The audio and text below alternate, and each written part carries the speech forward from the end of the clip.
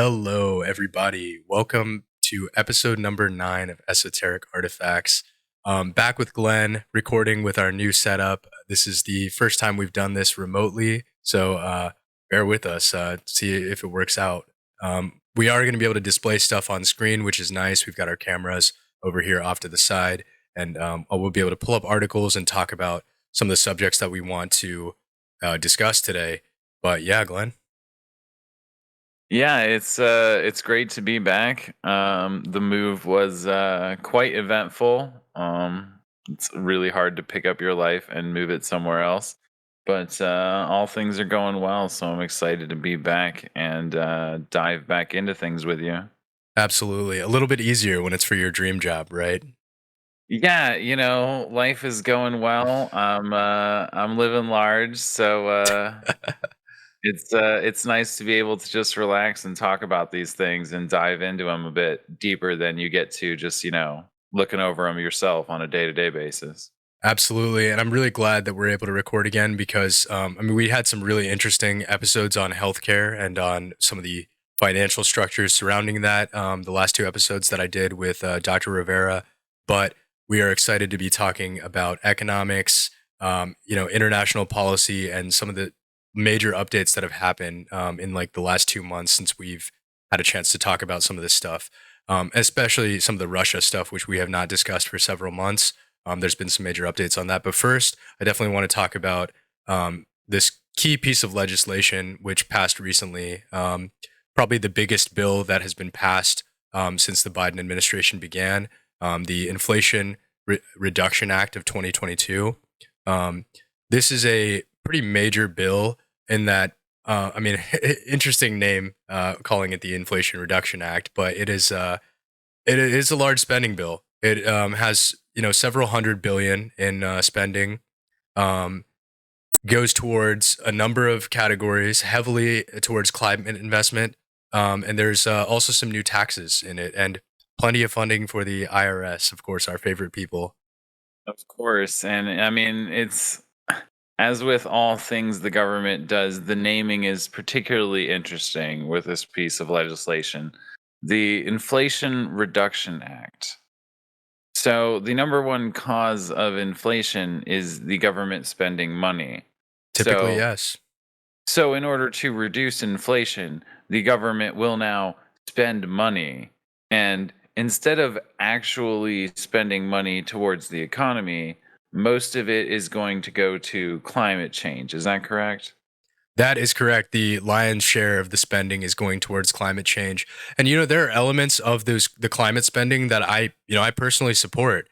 I just question whether now is an ideal time to do that. And in the eyes of the US government, the answer is probably yes, of course, because this inflationary environment allows them to get away with certain spending and just kind of sweep it under the rug, so to speak. But Well, yeah. I would totally agree with that. And I would say that's kind of like my biggest gripe with this piece of legislation in particular, but just with the general political environment right now of, kind of sweep it under the rug. The Inflation Reduction Act, we'll call it, because that's what's on the front of everyone's mind. But that's not the actual agenda being pushed forward here. Like, I mean, most of this money is earmarked for climate change And tax and enforcement, which is, a little bit right. absurd. There's a huge amount of money that's earmarked for IRS positions, right? This is the largest expansion of the IRS that has ever occurred in the history of the IRS. This is an effective doubling of the staffing of the IRS. Like Right, but this is a inflation reduction bill while we're currently hiring more people for the IRS than we've ever done before. Like, there's some misdirection and some governmentalness happening here. Absolutely. And you have obviously a game being played wherein which the Federal Reserve is trying to pass off blame onto external factors or factors outside of their control. The Biden administration is trying to pass off blame onto corporate greed largely, which there is some truth to all of these sides' arguments. There is some corporate greed that's going on and profiteering at the expense of the current inflationary environment. Obviously, Absolutely. we just saw, Q3 earnings, or sorry, Q2 earnings is still coming out right now, and we've seen some pretty high corporate earnings in the stock market, and that's why right now we have the S&P 500 has this is the strongest recovery that we've seen in the S&P 500 um, Well, and in the last I'm couple of years. happy. And that's spot on. And I'm happy you actually brought this chart up, because this is a perfect example of just the, volatility and essentially insanity that's been happening these past couple of weeks and essentially about a month or so with these Q2 earnings reports that are coming in that, like, most of these earning reports are still positive. They aren't actually feeling the effects of this past month and a half, at least, of inflation. Largely, yes. And if you look at like the banking sector, institutional investment firms, they they did beat earnings, but most of them just barely beat earnings expectations, and that's I think pretty significant. I mean, even if you look at like Pfizer, even within pharmaceutical, within biotech, you have here AbbVie right here. They like all of them beat earnings, but you can see I don't have that part of it pulled up on my screen, but you can see that they just barely beat earnings, and a lot of that is due still to funding that they have, government subsidization as well as part of these pandemic recovery bills and just the general spending bills that we've had in the last couple of years. But just going back to the CNBC article that I had pulled up on the Inflation Reduction Act of 2022, um, like we see here, 369 billion in climate spending and energy policy. This, according to this article, I don't know, they're not really citing where this assessment came from, but it's projected to slash the country's carbon emissions by roughly 40% by 2030. I find that really, really hard to believe.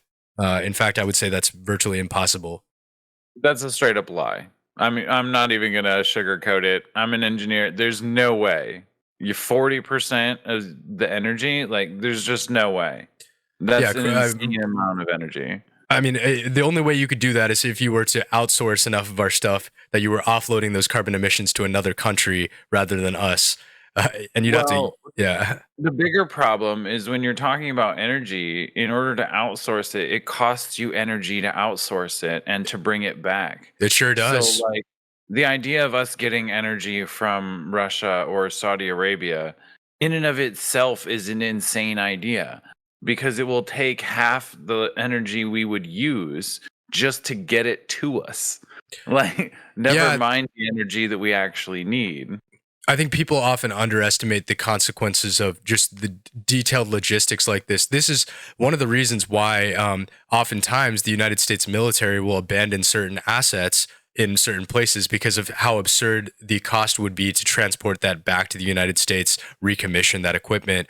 Oftentimes, we'll either sell it or leave it wherever that asset was deployed for that reason. And as critical as we can be about the current administration having left like something like $100 billion in arms behind that effectively became the property of the Taliban in Afghanistan now, this is something we see. And I'm glad that you brought that up, because regarding energy prices, this is a big reason why Europe is in its current energy crisis, because Germany, um, a little over a decade ago, kind of set out to cut back pretty much all of their coal production, which coal was a little bit less than 50% of the German energy demand at that time. And Germany is a large consumer of energy. They're the largest consumer of energy in Europe.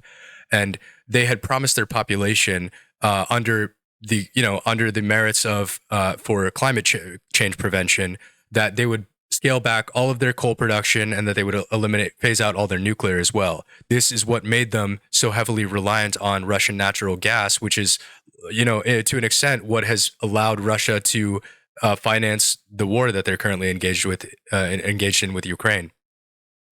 Yeah, and I mean, in large part, I mean, Germany is a perfect example of the leverage that Russia just has at the world at large right now, and just how things have changed over time in the world, to where we have these policies I mean, the United States, and we were just talking about this with the Inflation Reduction Act and the amount of money earmarked for climate change and energy policies.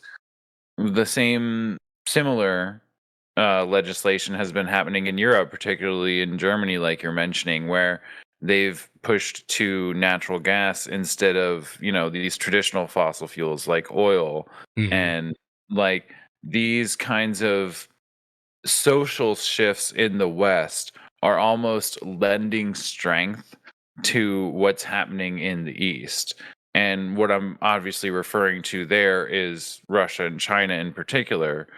But our reliance, or rather insistence, on restricting our energy policies, and Germany as a manufacturing and engineering economy is in a similar boat as the United States, though they can't produce their own energy as well. So they're even more at the mercy of Russia's own pricing and, availability. But then you couple that with the social policies, and now they can't use oil. Now natural gas is the only option. Well, now you can't even go to the Middle East or other parts of the world. It literally has to be Russia because they're the only significant natural gas supporter that can get it to you. Well, and And I think so, well, I think we've talked about this off camera before. I don't know that we've ever talked about it on the show, but that was a large part of why the Syrian civil war and Western involvement in it was because Assad was the sole actor standing in the way of a Saudi Qatar pipeline, which Qatar has, the largest proven natural gas reserves, I believe greater than Russia even. If not, they're second only to Russia. And they had interest in building a pipeline. However, Syria stands in the way of building a pipeline. And this was, stuff that occurred over a decade ago. So the Germans eventually cut their losses on the hopes that Assad would be overturned. His regime would be overturned, and that he would lose the civil war, and a more friendly leader to Europe would be put in place. And they cut their losses, and that's why they started building the Nord Stream 2. well, yeah, I mean, and I feel like that's a perfect example, or the most recent example, I should say, of, the recent history of that region, in that this is why the Middle East in particular, but also other regions around the world, are laid out politically the way that they are, is because they've been fought over in, these different demographics for different reasons over such a long period of time. And we're just seeing, I feel like, the latest results of that, like, finish playing out, I would say. Yeah, it is interesting to see what's going on in the Middle East because I mean, and this is kind of deviating a little bit from what we were talking about, but um, we have seen an interest in several of the wealthy Gulf states that were wealthy because of energy, crude oil in particular. We have seen an interest in them diversifying their economies, largely in real estate and tourism and gambling, even, some of those sectors. And like Saudi Arabia, is like really under MBS is pushing to, in certain ways, liberalize, I would say, and try to become friendlier for foreign investors. And the Saudi Sovereign Wealth Fund has invested heavily into U.S. tech companies, right? They've invested into, I believe, heavily in Lucid Motors and, in EVs and biotech and all of these sectors. Yeah, absolutely. And I mean, like, I feel like that kind of typifies and I guess leads a nice segue back into, like, that's kind of what we've been witnessing here with the most recent energy fluctuations with the whole Ukraine Russia situation, is like this weird conflict between what's going on and these social pressures that are also, pushing, ebbing and flowing, I would say, and settling out where they may. Where, in these more Middle Eastern markets right now, we're seeing this sort of, more liberty rising, I would say, in an economic sense.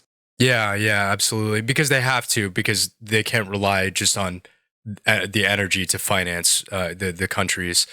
Um, so many Well, and sectors. the Yeah. energy's almost done too well for too long, that now they've seen the benefits and, what other countries are doing, that their citizens want part of, kind of a situation that I Mhm. feel like they have to diversify more. Well, yeah, and you have a few countries that were pioneers in that area. People look to the Emirates and they're like, well, the Emirates look like they're doing pretty well, despite the fact that their economies are not wholly reliant on energy any longer. Abu Dhabi and Dubai in particular. But Yeah, Dubai especially has changed dramatically over the last 10 years, let alone the last 20 or 30 years. It's completely unrecognizable.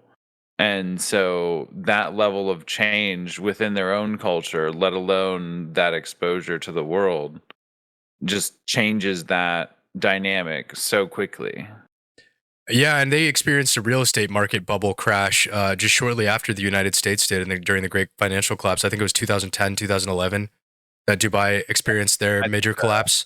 And still, I mean, they were bailed out by Abu Dhabi, but still, they have recovered and they've, in fact, come back stronger in a certain sense because some of those outlandish projects that perhaps shouldn't have been funded and were, being sold to investors before they'd even broken ground. That's not happening anymore. Though funny enough, this is something that we wanted to talk about with China today. Is the state of the Chinese real estate market, and there's a lot of parallels actually to China's current real estate market versus how Dubai's was operating just prior to their bubble collapse. Yeah, and I mean, just leading into the China discussion, if for those who aren't up to speed, China has been having a quite an epic real estate collapse, I would say. Several real estate developers have had a myriad of financial issues, and China continues to cut rates and how would you describe it? Flirt with lockdowns in order to deal with their current financial situation. Well, what's interesting is that regulators are not really able to tackle the problem at the source, which is the out of control developers, right? They tried to send a message with Evergrande several months ago. I think a lot of people may have heard about Evergrande and the fact that the Chinese government was essentially allowing Evergrande to fail rather than bailing them out and forcing them to deal with the situation on their own. And they were monitoring the situation closely to, prevent a collapse of their broader market. But that sign does not appear to have been taken properly especially by some of these smaller real estate firms. Have continued to not, fail to deliver on projects. So it's become common practice in the Chinese real estate market for people to start putting down payments on properties that will not break ground for like 3 to 5 years. Imagine the idea of you taking out a mortgage and starting to pay on it for several years before ground has even been broken on that. That's how the Chinese market has been for several years now in certain parts of the country. And some of those Well, companies have ended up just going bankrupt and not being able to build at all. well, and like you expand that to their overall market from an individual investor standpoint, and like that's how you invest your money, particularly in China, is in real estate. But even in the United States, real estate is a really good investment, broadly speaking. And like when you look at the Chinese market, there are a lot more restrictions on investing in virtually anything else.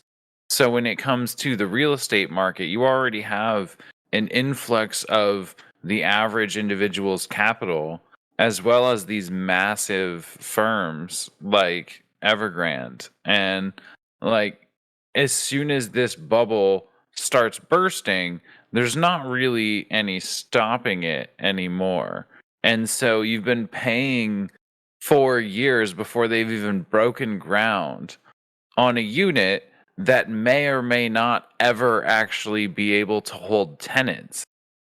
I mean, we've been seeing reports of this here and there in, the fringes, I would say, of the media for several years now about like these ghost cities in China and like Absolutely. these apartments that were never meant to hold people in them at all. Like they don't have electricity or running water. And I mean, it's unclear how many of these are actually genuinely true, but at the same time, it highlights the broader issue of the vast majority of investments in China have no idea what they're investing in because, like you're saying, they haven't even broke ground on the property, let alone actually implemented any utilities or necessities for it to be a viable product.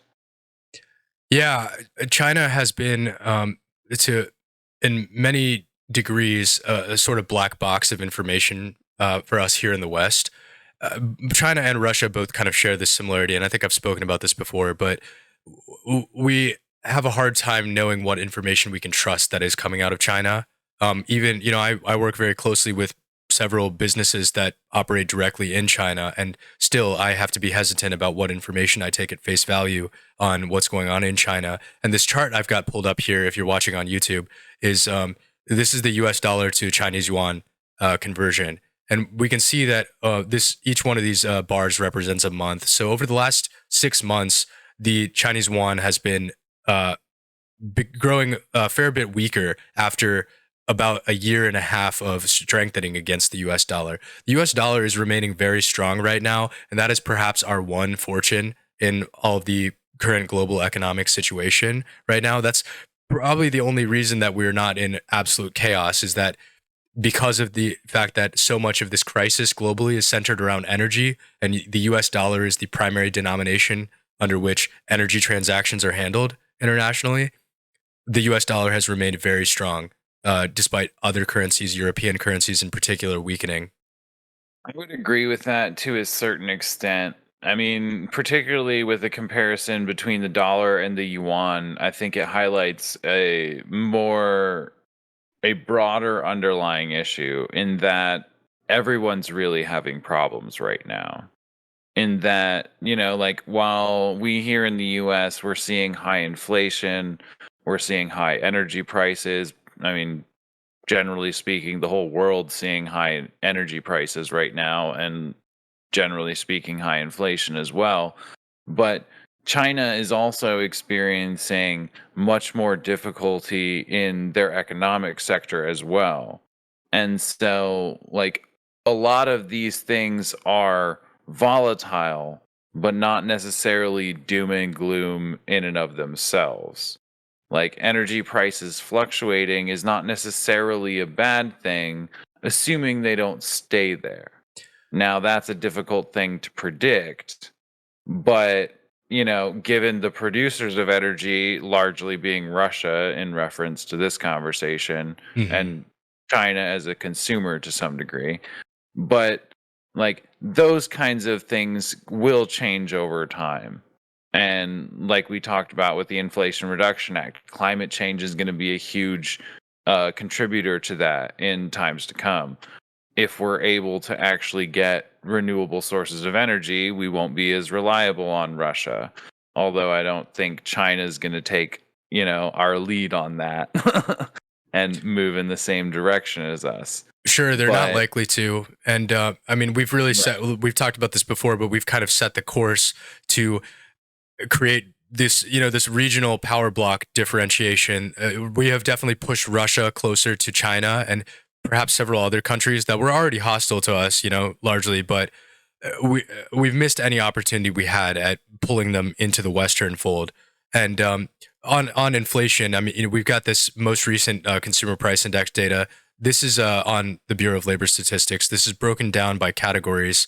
So it's all items. We've got food here, which is still sitting pretty high at about 10.9%, and energy still representing the largest category of inflation, though this number has dropped since last month, but it's still sitting at 32% right now. And part of the reason why that energy inflation has dropped is because demand is just declining. We are entering a little bit of we're entering in the early stages of that recessionary glut that is a weird in a weird transient space. It's hilarious, but I've heard people refer to this as somebody coined this term on Twitter. They're calling it a vibe session, and I think that's hilarious. I mean, I laughed at it, but at the same Yeah. time, I don't think they deserve any credit for that. No, probably not. I know mean, who came up with it too. I mean, this is a pretty good example, though, of the current environment that we're in. Like the inflation here for all items, for food, like it's high compared to what we're used to. But at the same time, the bulk of what we're experiencing is very concentrated in certain industries. So, Absolutely. like, this chart gives a perfect example of energy compared to food and, general items. But, like, what we're seeing is, I mean, energy in particular, but we're also seeing inflation very targeted in other industries, such as the housing market, such as used car industry. And like we're getting used car prices are coming down a little bit right now, Yeah. but housing prices are still very volatile.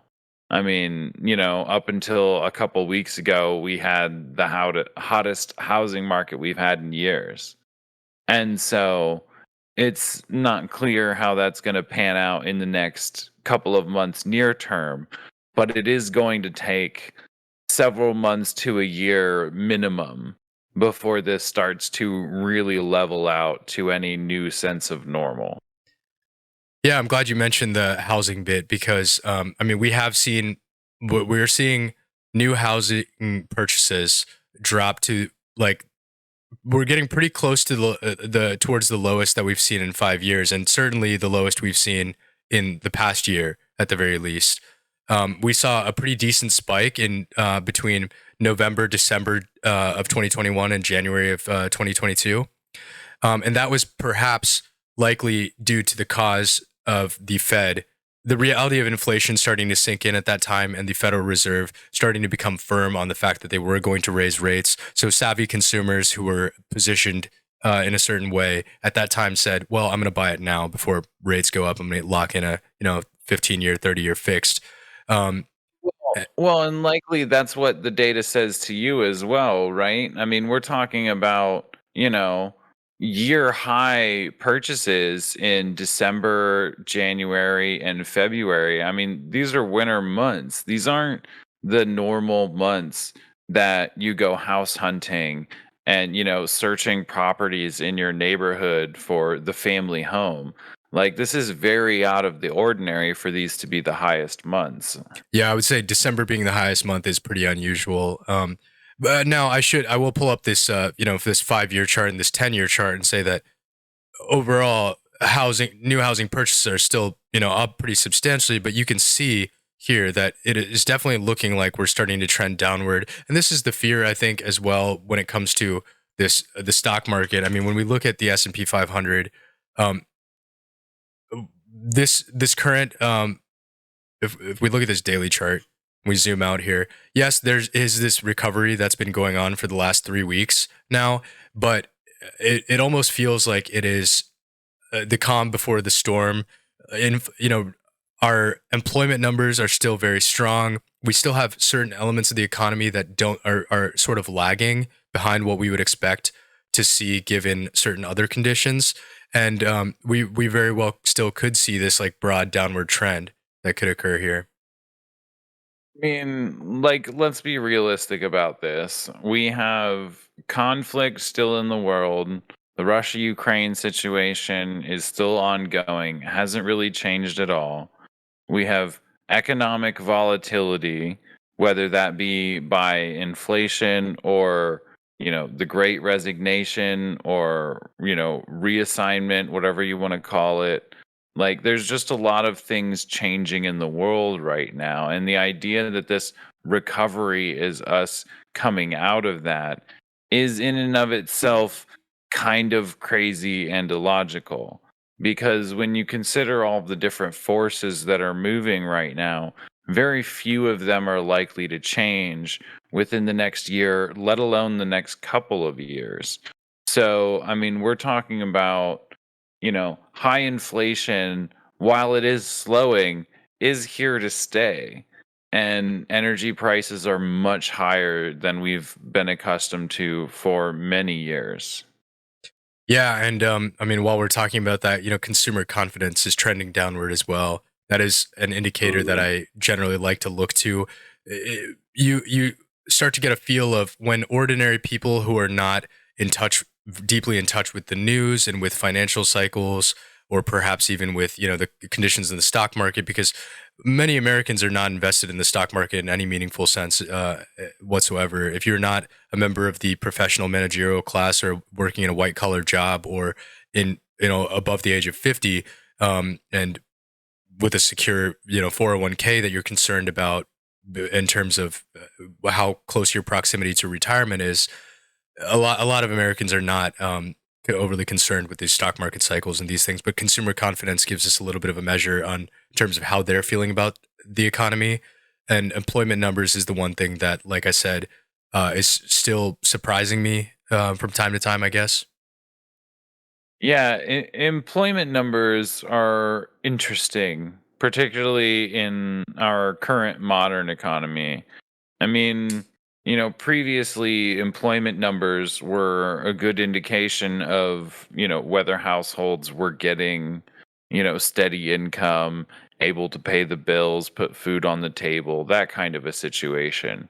But over the past, 50 to 100 years, and I would say it's only gotten worse as, more recent history is, but like that ability to have a job has turned into more commonly having two jobs.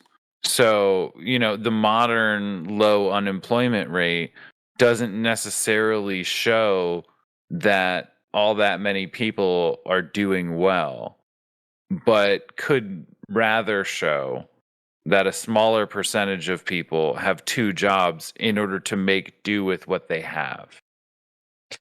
Yeah, yeah. I mean, labor productivity has gone up pretty persistently over the last 50 years, and barring if you look at a extended chart of the U6 unemployment rate, which this is not the numbers that the government primarily likes to look at. This is perhaps, in my opinion, is a fairly accurate measure of where unemployment is sitting at. Um, Obviously, besides the forcible unemployment caused by pandemic shutdowns, we have seen ourselves trend back downward to the levels that we were at right before, close to the levels we were at right before the pandemic began. And that is why there's not anything, overly concerning there yet. But like Glenn just mentioned, people are definitely strained in terms of the hours that they're putting in terms of the number of jobs that they're maintaining in most circumstances. And um, Well, and I the, mean, just to kind of summarize this point, like we're seeing the same level of unemployment that we saw before the pandemic, but at the same time, we're seeing unheard of levels of inflation, which means you can't support those same bills off the same employment that you had pre-pandemic. Like things are worth more now, particularly energy, but we were just looking at food and, all items in general. Like that's not a price that you can sustain. 12% increase on food. Like if you're at the same job that you were at before the pandemic, that's 10% of your salary is gone. Like, I yeah, mean, what do you do with that? How do you manage that in a family, let alone, two newlyweds or, an individual just starting out their working career? absolutely. Regardless of where you fall on the socioeconomic strata, inflation is a tax against every single one of us. Poor, rich, inflation is a tax against all of us. Obviously, like every tax, virtually the poor are more impacted than this by than the rich. But in particular, where it comes, where when core categories are affected, like food and energy, when you become wealthy, or if you become wealthy, you do not consume. You may earn 10 times more than somebody in the bottom quintile of income earners in this country, but you are not consuming 10 times the energy. Yeah, I mean, like these are the things that everyone needs. And so, I mean, no matter your income, it costs what it costs. And the higher these percentages rise, the harder it is to deal with it. And so it's very interesting and new from an economic standpoint that we have, essentially these like historic low levels of low levels of unemployment while having these high levels of inflation. Like, this is a very new period that we're going into, while at the same time, we don't really know how our economic system, or private companies rather, are going to respond to this. Yeah, and in the meanwhile, as we talked about at the beginning here, the only action we're seeing from the federal government is to spend more. You know, aside from the massive spending that we talked about in that Inflation Reduction Act, which has not yet been signed. It's been passed by both the House and the Senate, but it's not, at the time of this recording, it's not yet been signed. It probably will be signed, I'm sure, within the coming days here. There's a strong support for it, obviously, by the president's office. But besides that, you know, we're also spending money on, you know, we had a massive semiconductor bill that was passed into law. The semiconductor industry had already pledged to spend tens of billions of dollars domestically in manufacturing capacity. What was, Yeah. you know, this is obviously something that I think is very important, but what was the need for this funding to come from the government, which is the US taxpayer? Well, yeah, and I mean, I think this is a nice way to highlight some of the broader issues we're kind of seeing with the disconnect right now. In that this semiconductor bill, while it is promoting a good ideal in bringing semiconductor production to the United States, which we've outsourced way too much in the past, like the idea that you need to incentivize this further off of the taxpayer's dime is a dangerous idea that is going to cost us dearly in inflation. And I mean, I work in the computing industry. There was a new quantum computing bill about spending money in development of cybersecurity and quantum computing. There's a lot of different components to that bill, which I know we talked about we would like to get in further, but like there's this constant spending of money to solve these different problems, some of which are being solved on their own, like the semiconductor bill. With the pandemic that we all just went through, like it's no one is confused about the issue of semiconductor production right now. Everyone wants to produce more semiconductors. The question is how, and how to do it effectively. Yeah, and we've talked about before, the issue is no matter how much money you throw at that problem, you are still going to take 5 to 10 years before you have really like ramped up your production to a meaningful extent when you talk about establishing a new foundry. And you know, this is something we haven't really talked about directly here, but TSMC is, a lot of people may not be familiar with them. I was not even aware of their existence until a couple of years ago myself, because when you talk about US semiconductors, you think of Texas Instruments, you think of Nvidia, you think of Intel, you think of AMD, you think of all these companies that have, we know, are US made based semiconductor firms. What we don't recognize is that they are, up until now, have not been doing the bulk of their own manufacturing. They've been doing the design on these semiconductors, but then they've been contract manufacturing this largely to this one firm in Taiwan, which is TSMC. And this is leading to the geopolitical strain around Taiwan right now, and why Nancy Pelosi's trip there last week, it was such a problem, and why the Chinese are taking it as such an act of hostility against them. Absolutely. And I mean, I love that you brought it up in this light, because I would like to get to China and Nancy Pelosi, but I would like to start with this like idea that Apple and Microsoft and IBM and Texas Instruments and all these like technology developers, you know, the smartwatches, the smartphones, name any technology that uses a computer chip. And odds are it has a semiconductor developed by TSMC. And people wonder why we're having such an issue in getting modern vehicles, in particular the next gen, you know, the latest, the 2021s, 2022s, the trucks, the Hondas, the Toyotas, the you name it. They all rely on these next generation computer chips that are all developed, almost all developed in Taiwan. And when the pandemic happened, a lot of companies, namely Intel here in the US, realized that this was a problem and started securing contracts to build up their semiconductors in Ohio, like we've talked about on the show before. But when you realize that historically speaking, these have all come from one place, regionally speaking, that's a huge geopolitical point of interest that everyone has to pay attention to and respect in some capacity.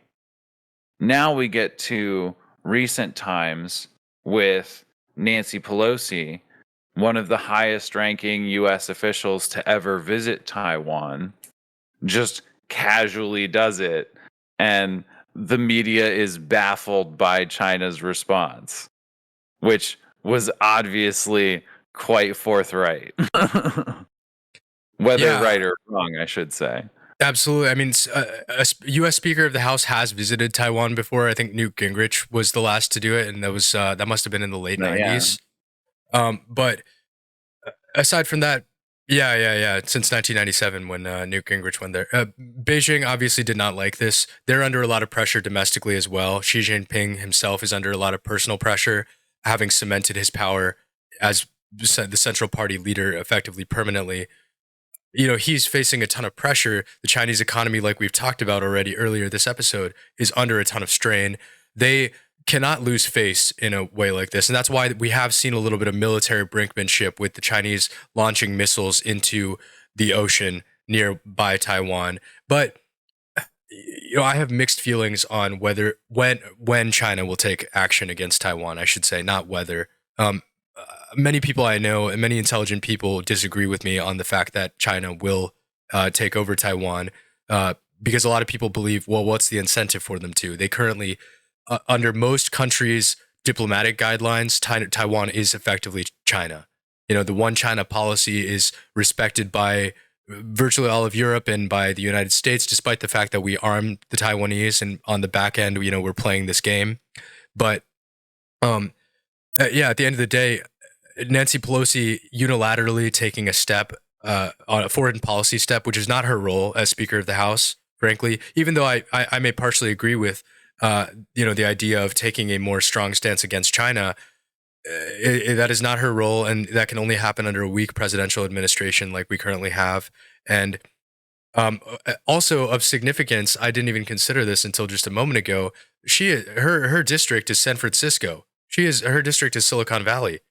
That is extremely shocking that despite, having her district be based in Silicon Valley, that she would take action that would actually harm the companies that are within her district actively. And we know that Apple and Tesla and some of these giants have made backroom deals with the Chinese, promising them, hey, we're not involved with any of this stuff that our government is doing, supporting Taiwan. We fully support China. Apple and Tesla have both done that because they want to protect their domestic production interests in China. Yeah, I mean, I feel like that's kind of a mixed point of interest, though, because on one hand, it is kind of a nuanced area, but at the same time, Nancy Pelosi, in and of herself, is pretty well cemented in her role. Well, I she's mean, planning on retiring. well, that's what I mean. Like, she's been a career politician for years. And Decades. well, right, Yeah. decades at this point. And like she's looking at retirement. So there's not really too much of a concern about reelection at this point. You know what I mean? While at the same time, like there are some very big issues, obviously, with what she's been doing, and not only with her trip to Taiwan, but like most countries operate with the one China policy, while at the same time doing these behind the scenes deals with Taiwan. So it's a very intricate situation and has been for quite some time. But once you sprinkle in these economic issues in China, particularly, but supply chain issues at large, Taiwan becomes a lot more valuable when literally every other nation on the planet needs these computer chips. among other things that only they currently produce. Absolutely. It's core to our economy, but it's core to every economy from a consumer standpoint. The United States develops a lot of this tech that and owns the companies that build these products, right? Even if that production is outsourced. But the entire world, consumes these products. Every smartphones are important to the entire globe. A lot That's of a this, good yeah. that's a good point to what we were talking about before we started recording, in that I brought up the way IP has been used, especially recently as opposed to historically, where like intellectual property more recently is typically used to give to outsourced companies in a limited capacity so that they can produce some your own intellectual property for cheaper than you could produce it yourself. Now, more historical evidence to this would be that you maintain your own IP and that you hire in labor and bring people in house in order to handle this production for you.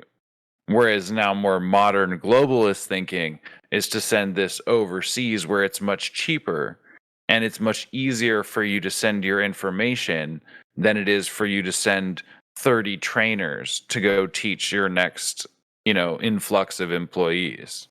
Oh yeah, and I mean, I think we've discussed it at least once before on the show. Just the technology that has really thrived in the pandemic era as a result of the need to work remote has really enabled outsourcing on a greater scale in terms of service and especially in sectors of the economy that are service oriented.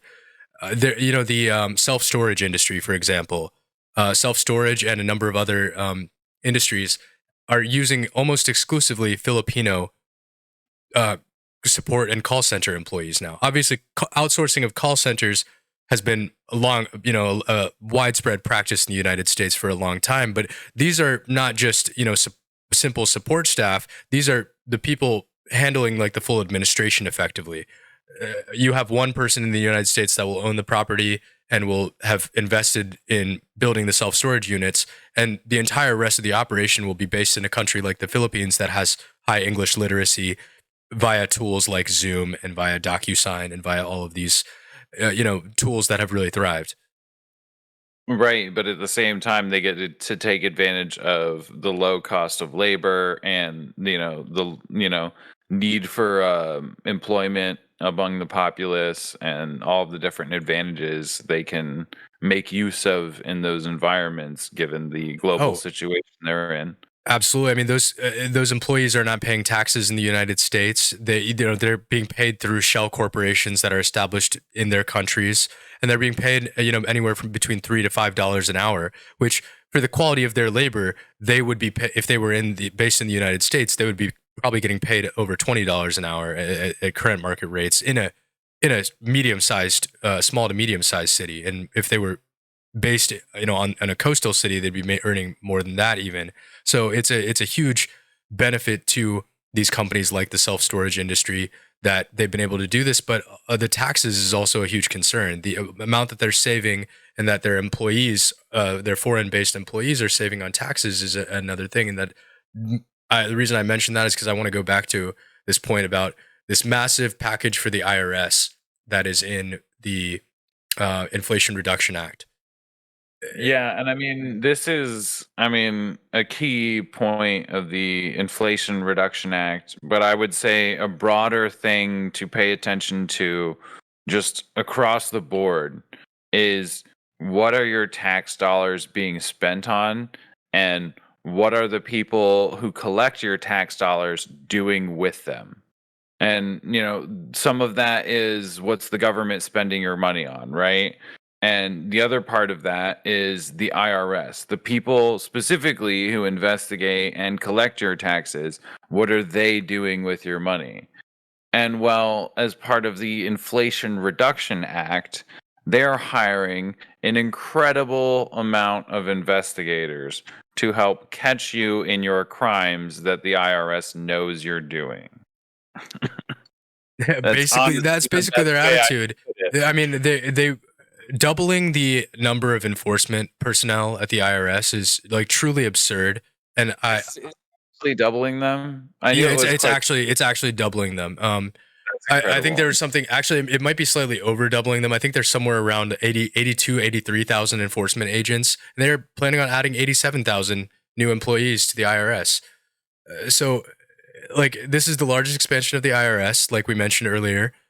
And what's even more crazy is that an amendment was proposed. Most people aren't aware of the happenings within the House and the Senate, but an amendment was proposed that would limit these new IRS agents to only being able to investigate households that whose income is on average over $400,000 per year.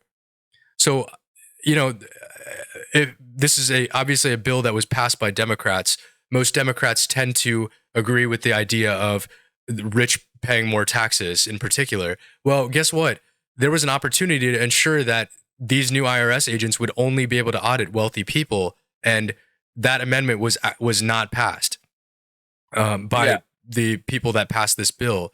So they will be targeting the middle class because it's far more easy for them to audit the middle class than it is for them to audit a business owner that is, upper middle class or upper class, or somebody who is truly significantly wealthy. Because we can hide behind an army of lawyers. Exactly. Think Yeah, about it. Like, I have the resources to hire a lawyer to fight you until I absolutely. feel like dealing with you.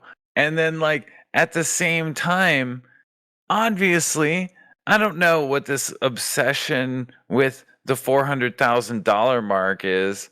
Apparently, there's a metric that's like cut off there, but like none of these laws have been enforced. We're going to tax people who make over $400,000 more in income tax. That bill failed too. Like this one failed again. They're not investigating or even interested in those people. That's the guys to get you to vote them into office to get these bills on the table. And once these bills are on the table, they can apply it to whoever they want to. Yeah, And I feel like this is just the most recent example of that. And it's honestly sad to watch. yeah. I mean, I on that point in terms of collecting more tax revenue, I think we may have discussed this off camera before, but I personally think that what you would do, high income earners are already taxed pretty significantly. Like a household with two doctors, for example, that's earning, say, these days, six to $800,000 per annum. That's a lot of money, but they're being taxed on effectively 50% of that or close to it. And Well, and my information may be a couple years out of date here, so feel free to double check this and please don't quote me if I'm wrong, but it's something like the top 25% or the top 10% of this country pay for over 25% of it. Like Yeah, that's an that was accurate a few years ago. At least I would say it's probably still accurate today. Actually, I think it might be a little bit higher than that now. I'm not Yeah, positive, but like that's an insane number. And so like this idea that the rich aren't paying their fair share, well like hang on, we need to figure out what fair share is because they're paying an awful lot. Now, I'm not saying it's even, but they are paying an awful lot and the policies that claim to be in your favor aren't. So there's a very real problem between what people want and what's getting passed. yeah, and I mean not to deviate too far from what we're currently talking about. Yes, the top 10%, the top quintile, the top 25%, whatever, however you want to divide that, do pay a substantial portion of the taxes in this country, even in proportion to how much wealth they're garnering from this country's economy. But where you really get into trouble when you're discussing that is just the deviation between the top 10% of income earners or even the top 5% of households versus the top, 0.5% or the top 0.1% of income earners. People that are largely, their net worth and their income is coming from capital gains. And capital gains Right. taxes on ordinary Americans, I think, are at a fine rate. Personally, I would not want to raise capital gains taxes on ordinary people and even on like semi high income earners. But I when you're mean, talking about people that are collecting income in excess of 10 million per year, perhaps we have to close some of the loopholes that allow them to say take loans against their assets at very very low interest rates and avoid paying taxes on those because those are loans, or you know, they have so many mechanisms that they can use to skirt right. paying And even so, that 20%, 25% cap gains and rate. so broadly speaking, I would say that I agree with you. But there are noticeable exceptions that I would like to point out in which like examples like Jeff Bezos is currently a bad example, but when Amazon was booming, he paid the most in taxes that anyone had paid at that time. Now I'm almost 100% confident that Elon Musk holds that title for paying the most in taxes out of any given year. And the reason for that is because they don't actually have any money, in the sense that the average person thinks of saved money. They have all their money invested into assets and into companies. Like Sure, Elon sure. Musk, for example, it's all in SpaceX and Tesla. The guy lives in, you know, like a sustainable housing, like very small square foot actual living space. And like, you know, the money that they have isn't real in large capacities. Now Jeff Bezos is obviously a different case than Elon Musk here. He's got like mega yachts and he's been wealthy for quite a bit longer. And don't get me wrong, Elon Musk blows his fair share of money too. Yeah, I mean, But I'm sure he lives quite well. You know, oftentimes just by proximity to a lot of the people he's networked with. But right, what he's a bit of a I'm getting at stoic when here, it comes to his lifestyle. You know, he lives in like right, a tiny home. right. What I'm getting at here, though, is that there were instances in which they paid an exorbitant amount of taxes. Yeah, yeah, Now, absolutely. is that fair? I don't know that I about don't. Bezos. I don't know if that's the case about Bezos. I know I- it did happen. I don't know the numbers or the years. And, you know, Amazon's been a corporate giant for decades now. So, like, he's more than made his money back. well, But what I'm the getting thing at is, is there was a point in time. Jeff Bezos has oftentimes offset his when he has sold Amazon stock, he's offsetted his income substantially by making large donations. Granted, but those donations were perhaps a little bit politically motivated as well, though they were to 501c3 organizations. I'm hesitant to swing one way or the other on Yeah. those kind of instances, because the same can be said of Steve Jobs and Bill Gates. And, you know, like that's the way business is done when you are wildly successful at that level. Hmm. Now, I'm not arguing for its morality or anything like that, but after a certain point, you just have to accept that it makes sense. And if you want to keep doing it, you have to do things that make sense.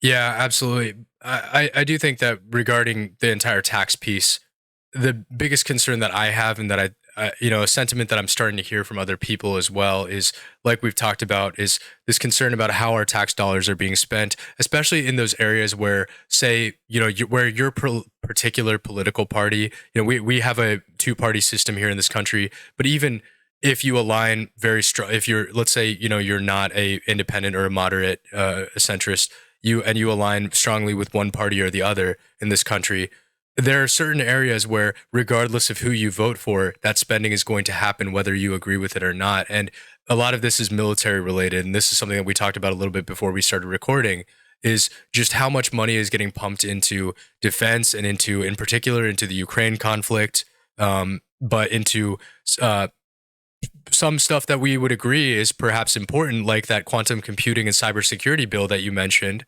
I very strongly feel that is important spending.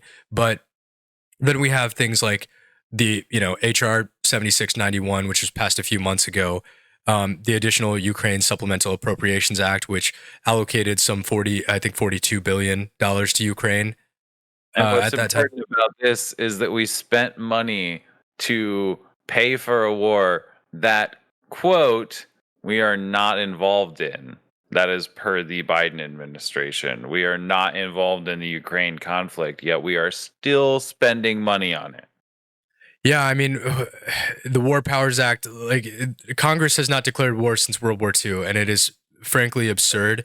I'm almost at the point where I say we ought to have a referendum vote in order to engage in military conflict on foreign soil when it is not directly on behalf of U.S. defense. Which, I think it's pretty clear that our involvement in Ukraine is for Ukraine's defense and for Europe's defense largely. It is not directly related to U.S. immediate defense. Therefore, I think, those sorts of things, we do have the luxury of time, obviously, because we didn't immediately initiate this stuff. Russia invaded in February, right? And it took several months before this funding bill was passed. Why could that not have been run by the American people? These are sort of the sort of situations where I wish we were a more direct democracy in certain regards. Well, I mean, I feel like this is the perfect example of what I personally think is a little bit wrong with our current system. And the way politics lags behind the world, I think is a good thing, broadly speaking. But at the same time, this this is a train wreck. And I mean, this is the kind of situation at which you will not leave this problem without consistent guidance for a prolonged period of time. And so I don't know what that looks like. Is that prolonged support to Ukraine? Is that we should have armed up and went in right away? I don't know what the right answer is, and no one will ever know what the right answer is. But throwing money at the problem will not solve it. That's what I know. No, and I mean, you already hearing news coming out of Ukraine with reports coming out of Ukraine, I should say, the Ukrainian government saying, estimating the cost of rebuilding the country, even if we were to assume they were to be victors in this conflict and Russia were to pull out tomorrow, the cost of rebuilding Ukraine is several trillion dollars, and it is still a deeply corrupt country. And in these types of corrupt countries, when you have vast amounts of unchecked money going into those countries, a lot of that disappears. And same with arms as well. A lot of arms that are sent to these types of countries end up in other places and unexpectedly. And, we are not conducting virtually any oversight on this. And that's why I draw a lot of parallels to this situation into Afghanistan. This Newsweek And article that I've got pulled up here. I Just, feel like yeah. I feel like Afghanistan is a good example of what could potentially go wrong in Ukraine, even assuming they do win.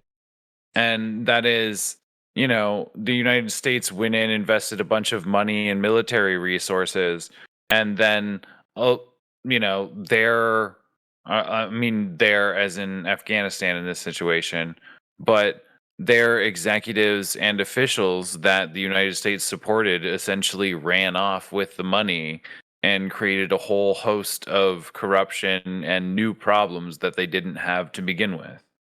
Oh yeah, I mean, I don't even remember his name anymore. But that guy who we had installed as the president of Afghanistan, he fled the country with I think hundreds of millions of dollars in cash. Was what was estimated.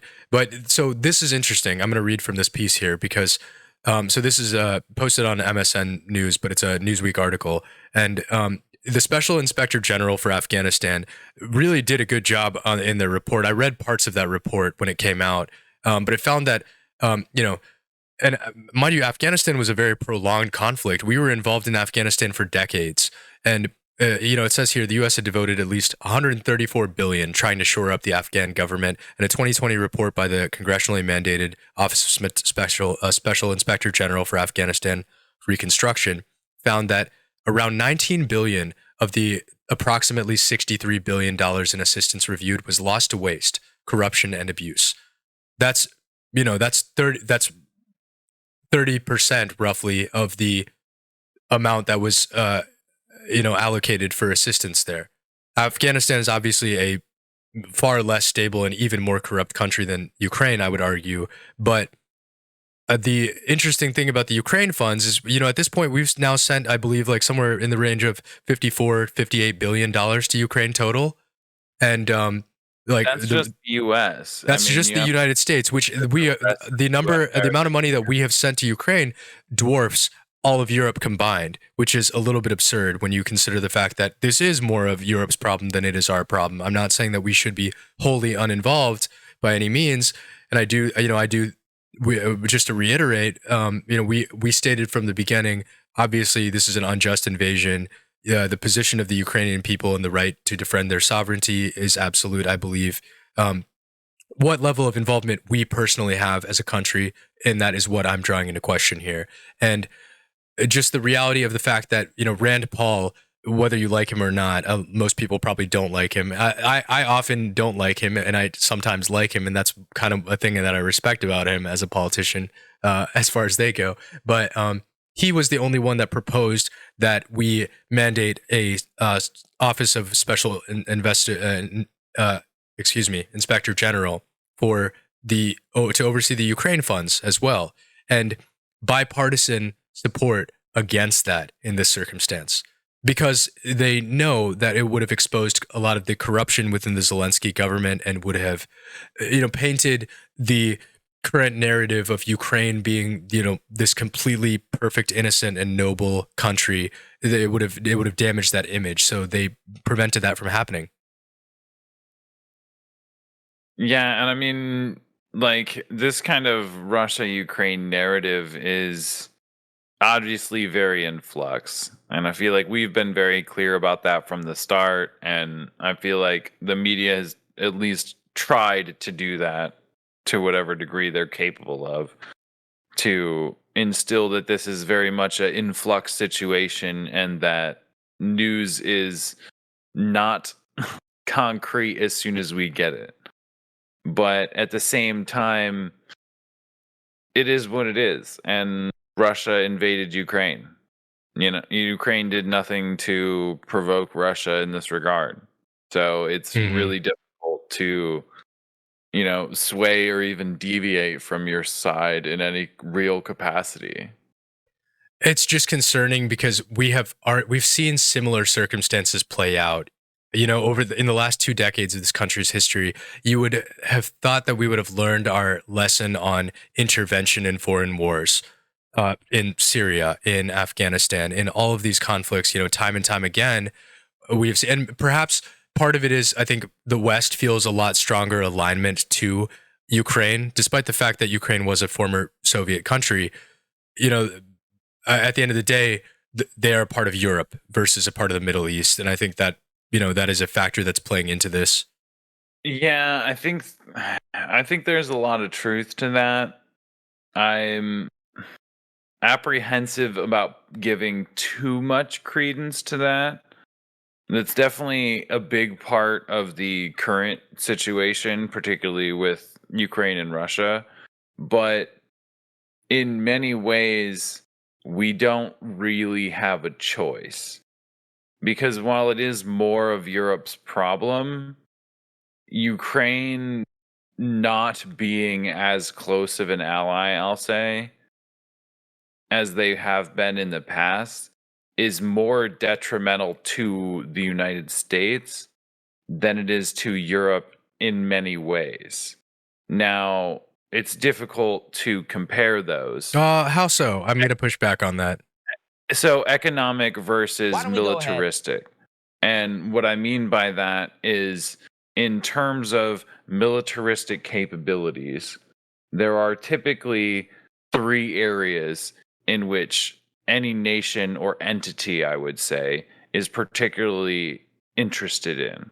Hmm. And now, first and foremost is obviously the size of your forces.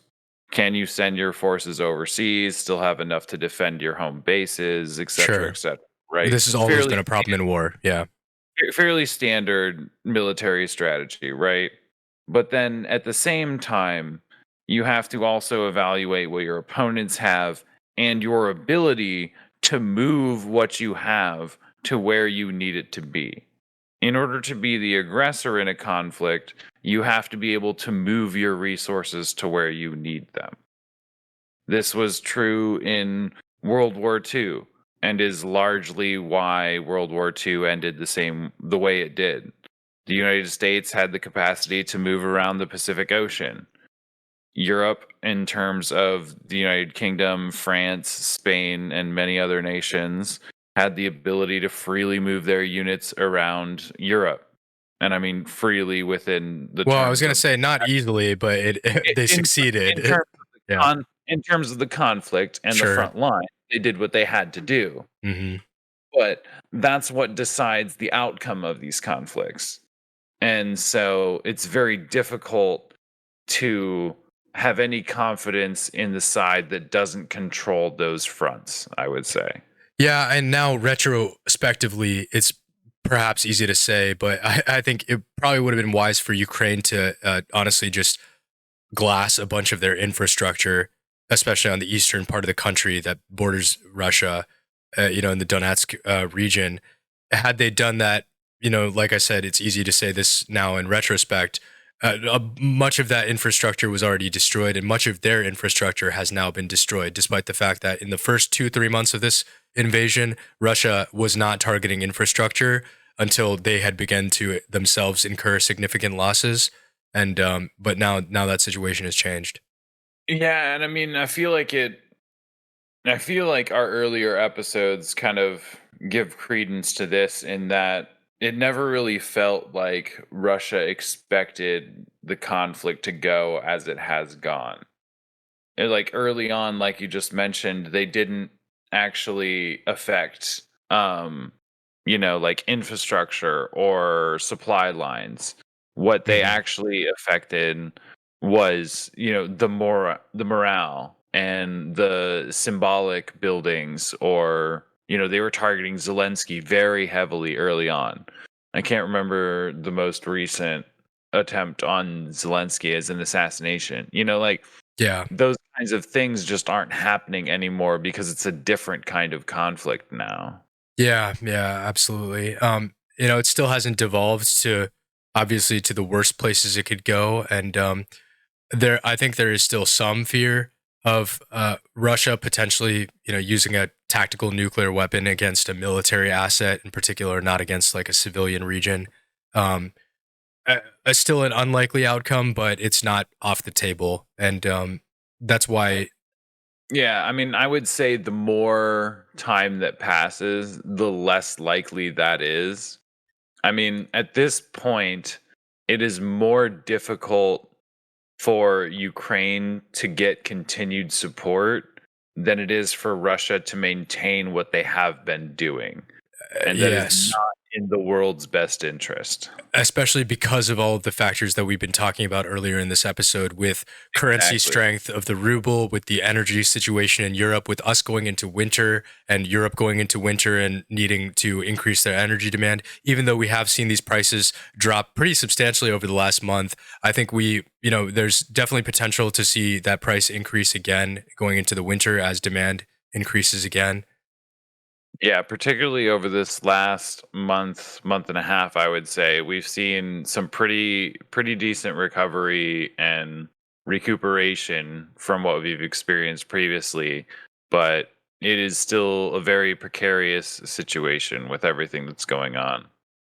Yeah, there also may be some politicking going on at play. I haven't really looked into what sort of actions the administration may have been taking in particular, but just given the fact that there are elections coming up in 3 months now, um, we have our old logo just popped up on me.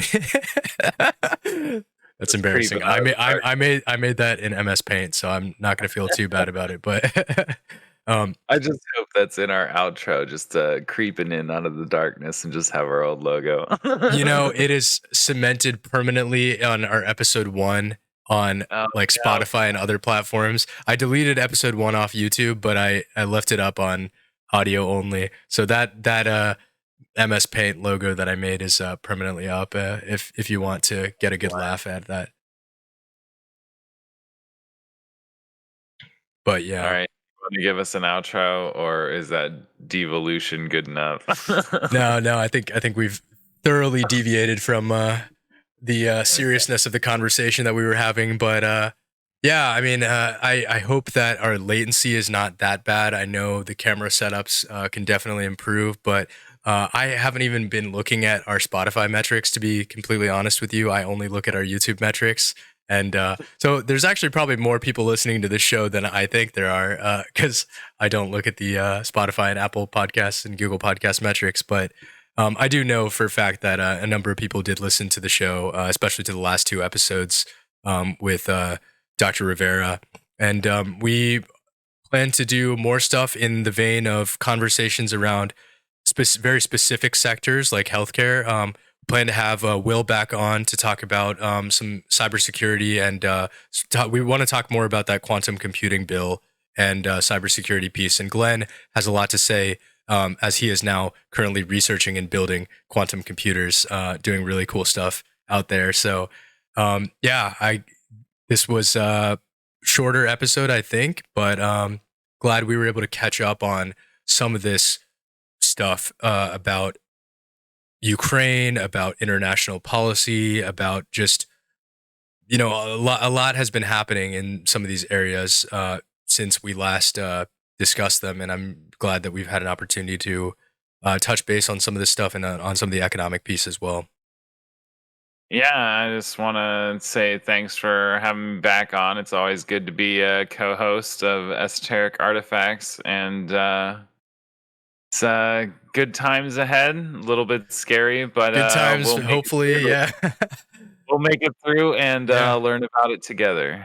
Yeah, at the end of the day, there's no point stressing too deeply about that which is outside of your control. I try to, I like to stay plugged into what's happening, but at the end of the day, we all have our own lives, we have our own loved ones, we have those things are more important to focus on. I think, focusing on our relationships, on our family, on our careers, and on the practical stuff that really directly interfaces with our lives. And if we have time, extra time, I think it's nice to learn about what is going on in the rest of the world. Um, I We definitely have a lot of interesting stuff coming up for you on this channel. We've got a philosophy episode lined up. We're definitely going to be mixing it up here, and I'm excited about seeing where we go. I also just want to thank all the people that have been supporting since I started promoting this a little bit on my Instagram. We haven't done any serious promotion of this, but like for the last three episodes, I've just seen a pretty awesome outpouring of support from people, and that's been great to experience. And a lot of people, a lot of potential guests started reaching out to me and telling me that they were interested in coming on the show. So that's also good news. So please do drop a like and subscribe to our channel on whatever platform you're listening to. If you have not already done that, that helps us out a lot. Helps me know whether we're doing a good job or not, or whether, and would also appreciate any feedback from any of you. So thank you very much for listening. This has been episode number 9 of Esoteric Artifacts. I'm Sabash. This is my co host, Glenn, back finally after like 2 months. Have a good night.